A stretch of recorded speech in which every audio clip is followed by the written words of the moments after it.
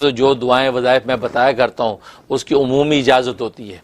Specific किसी एक को इजाज़त देना ज़रूरी, किसी एक को दे भी दी तो आप जो जितने भी लोग सुनते हैं तो मेरी तरफ से सबको दिली इजाज़त होती है, वो मेरे जो वज़ाइफ कर सकते हैं। अगर वो सेम उनका मसला है तो बिल्कुल कर सकते हैं। अल्हम्दुलिल्लाह वहदा वस्सलातु वस्सलामु अला मन ला नबिय्य बअदा अम्मा बाद। आज हम अल्लाह तबारक व तआला के अस्माए हुस्ना में से 18वें नंबर के नाम पर गुफ्तगू करेंगे जी, जो कि बाज़ किताबों में 17 नंबर उसका लिखा हुआ है। उन्होंने लफ्ज़ अल्लाह को काउंट नहीं किया तो रहमान से नंबर 1 शुरू किया, लेकिन हमने चूँकि अल्लाह को भी काउंट किया था तो हमारा जो है ये आज का जो है नाम ये 18वां नंबर बनता है 18, और ये है अर्रज़ाक़ु। अर्रज़ाक़ु बहुत बाबरकत नाम है। सारे रिज़्क़ के ख़जाने इस नाम की जो है तजल्ली हैं।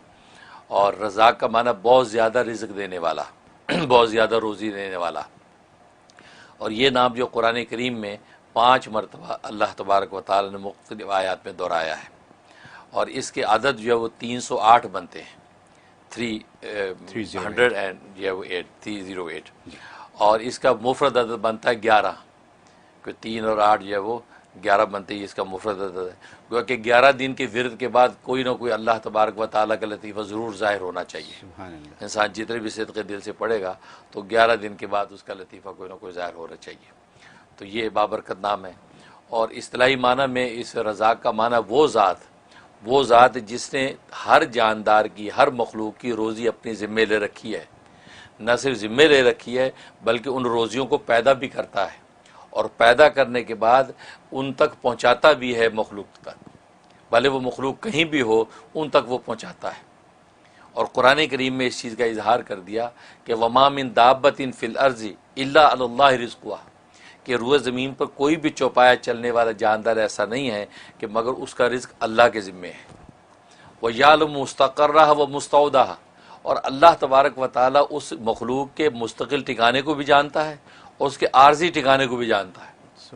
यानी इसमें इस बात का इशारा है कि दुनिया के अंदर अगर आप अपना ठिकाना बदलें तो मुतल्लका इदारों को इतला करनी पड़ती है कि जो हमारा एड्रेस चेंज हो गया है, अब हमारा चेक वहाँ भेजें जी, है ना। तो ना करें तो वो जो आपका चेक इधर उधर हो जाएगा।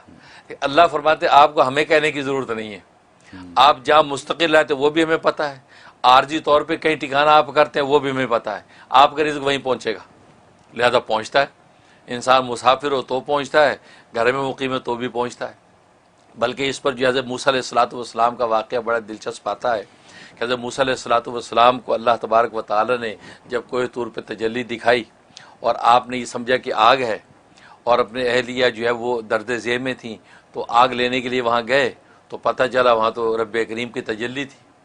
तो अल्लाह तबारक व तआला से उनकी गुफ्तगू हुई, कलाम हुआ और वही नाजिल हुई, और साथ ही हुक्म हुआ कि फ़िरौन के पास जाओ दावत हक़ देने के लिए।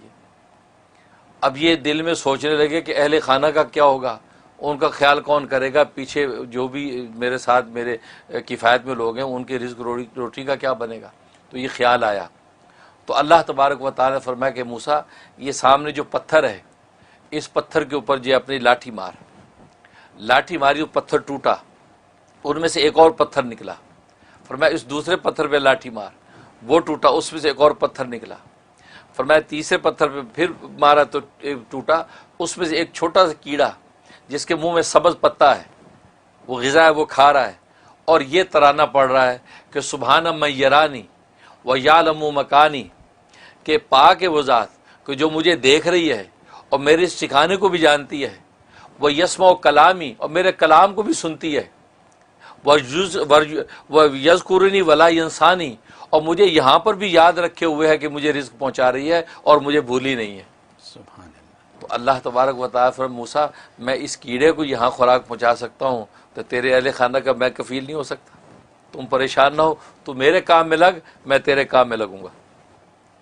तो मतलब ये अल्लाह तबारक व तआला के राज़िक़त का आलम है कि जहाँ भी होता है उसी जगह रिज़्क़ पहुँचाता है। इसलिए उलमा ने लिखा है कि रिज़्क़ की 2 किस्में हैं, एक रिज़्क़ ख़ास है, एक रिज़्क़ आम है। रिज़्क़ ख़ास का मतलब यह है कि वो रिज़्क़ कि जिसका ताल्लुक़ ईमान व यकीन के साथ है कि अल्लाह तबारक व तआला ईमान व यकीन का जो रिज़्क़, दिलों का जो रिज़्क़ अता करते हैं और रिज़्क़ हलाल की दौलत से जो मुनव्वर करते हैं, ये रिज़्क़ ख़ास है। और एक रिज़्क़ आम है कि जो दुनिया और सामानों का जो रिज़्क़ है ये अल्लाह तबारक व तआला बिला तफरीक काफिर मोमिन सबको अता करते हैं, लेकिन रिज़्क़ ख़ास जो ईमान और मार्फत का रिज़्क़ है वो सिर्फ़ अल्लाह तबारक व तआला मोमिनीन को अता करते हैं, और अहले ईमान को अल्लाह ये तौफ़ीक़ देते हैं कि रिज़्क़ हलाल की कोशिश करते हैं। और इब्न क़य्यिम रहमतुल्लाह ताला ने बड़ी खूबसूरत बात की कि असल में राज़िक़ियत के दो मफ़हूम हैं। राज़िक़ियत का एक तो मफ़हूम ये है कि अल्लाह तबारक व तआला जो है वो रिज़्क़ अता करते हैं जो इंसान की ईमानों और इंसान के सामानों का रिज़्क़ है, और वो अपने अम्बिया और औलिया के ज़रिए से अल्लाह तबारक व तआला मखलूक तक पहुँचाते हैं। उसे इल्म व इरफान का रिज़्क़ भी मिलता है, यानी क़ुलूब का रिज़्क़, और उसे इंसान के अबदान जो बदन जिस्म उनका रिज़्क़ हलाल वो भी उनके ज़रिए से मुहैया होता है। एक ये मतलब। और दूसरी किस्म रिज़्क़ से मुराद ये कि वो रिज़्क़ जो रिज़्क़ हलाल है, जो बदनों का इल्म है, अल्लाह तबारक व तआला ने बदन की नौइयत तिब्बी तौर पर ऐसी बनाई है, ऐसी अंदर वेंस और रगें और ऐसे सिलसिले रखे हैं कि वो रिज़्क़ उनके ज़रिए से उसे अपने मुतल्लका मुकाम तक पहुँचाते हैं। क्योंकि अगर रिज़्क़ मौजूद हो और अंदर खाने का निज़ाम डिस्टर्ब हो जाए तो कैसे पहुँचेगा। तो फरमाया कि इंसान जब खाता है तो वो नालियाँ अल्लाह ने ऐसी बना रखी हैं कि हर चीज़ अपने अपने मुकाम पे जा रही है, पानी अपने मुकाम पे जा रहा है, ग़िज़ा अपने मुकाम पे जा रही है, हर चीज़ अपने अपने मुकाम पे ठहर रही है। और फिर खाने के बाद इंसान अगर उल्टा हो जाए तो वो खाना बाहर पलटता नहीं है, यानी ऐसा निज़ाम रखा, खाना गया अब वो पलट के बाहर नहीं आता। और मैं ये जो दूसरा रिज़्क़ का मफ़हूम है कि अल्लाह ना सिर्फ खिला देता है, पर खिलाने के बाद वो उसको अपने अपने मुकाम पर पहुँचा देता है और उसके अच्छे और नेक असरात ज़ाहिर करता है। ये अल्लाह तबारक व तआला की राज़िक़ियत है जो किसी दूसरी ज़ात को हासिल नहीं है। इसलिए अल्लाह तबारक व तआला रज़्ज़ाक़ है, यानी बहुत ज़्यादा रोज़ी देने वाला, मतलब ना सिर्फ रोज़ी देना बल्कि रोज़ियों को पैदा भी करता है और अपने अपने मुकाम पर हर एक को उसकी रोज़ी पहुँचा भी देता है। ये राज़िक़ है। और जहाँ तक इसके फ़ज़ाइल व फ़वाइद का ताल्लुक़ है तो एक इसका फ़ायदा यह है कि अगर कोई शख्स चाहता है कि मुश्किलात और बारीक बीन चीज़ें, ख़ासतौर तालिब इल्म, प्रोफेसर और इसी तरीके से लेक्चरर, पढ़ने पढ़ाने वाला आदमी चाहता है कि बारीक बीनी मुझे हासिल हो जाए, तो सुबह उठते ही निहार मुँह, अभी उसे कुल्ली नहीं की, मुँह नहीं धोया, उठते ही 20 दफ़ा यार रज़ाक़ू का विर्द कर लिया करें। 20 दफ़े से बैठे बैठे यार रज़ाक़ू यार रज़ाक़ू यार रज़ाक़ू, बस उसके बाद अपने काम में लगे। और मैं अल्लाह तबारक व तआला उसको ज़हन को ऐसा कुशादा और तेज़ कर देंगे कि बारीक सी बारीक बात भी सुनते झट उसके नतीजे को पहुँच जाएगा, ऐसा ज़हन खोल देते हैं। ये इसमें फ़ायदा।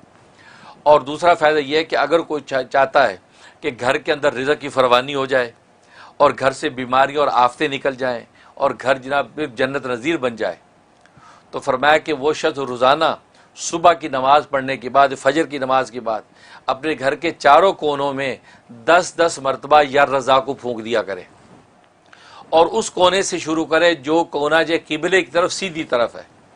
अगर किबला इधर है तो सीधी तरफ का कोना वो है, तो सबसे पहले उस कोने पे खड़ा होकर या रज़ाक़ू 10 दफ़ा पढ़ के 3 दफ़ा फूंक दिया, फिर उल्टी तरफ आ जाए, फिर 10 दफ़ा पढ़ के, उसके बाद ये पीछे की तरफ आ जाए 10 दफ़ा फूंक, फिर उस तरफ, तो गोया कि चारों कोनों पे 10 दफ़ा फूंक दिया करे तो घर में रिज़्क़ की फरवानी हो जाएगी, गैब से रिज़्क़ आएगा और कोई बीमारी घर में नहीं ठहरेगी। ऐसा ज़बरदस्त फ़ायदा है। वाह हज़रत, ये जो रिज़्क़ की जो आपने आज तारीफ़ बयान कर दी है, रिज़्क़ ख़ास, रिज़्क़ आम, और उसके अलावा जो आपने इतनी एक्सप्लेनेशन दे दी है, ये पहले नहीं सुनी किसी, मैंने नहीं सुनी, और मुझे यकीन है कि हमारे देखने वालों में से बहुतों ने इसको नहीं सुना, ना इसको समझा। आज जो या रज़ाक़ो के ऊपर जो बात हो गई है, अगर हम इसको अपना लें वाकई तो हमारा तो बेड़ा पार है, सब मसले हल। ये अगर मैं अंग्रेजी में कह दूं कि आज आपने $1 मिलियन सोल्यूशन दे दिया। सही बात है।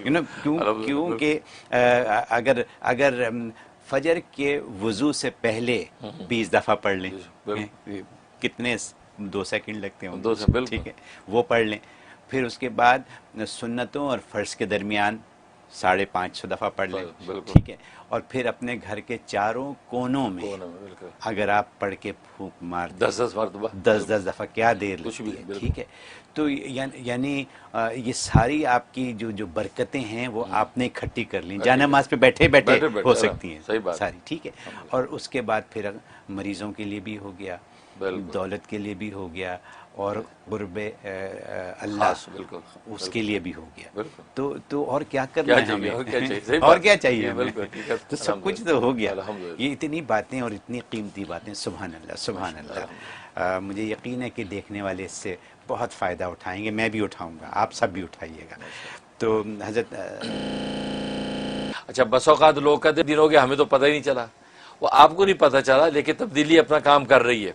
क्योंकि बस औकात इंसान की रूह के ऊपर कसाफत होती है, गंदगी होती है, तो कसाफत साफ लगने में टाइम लग जाता है।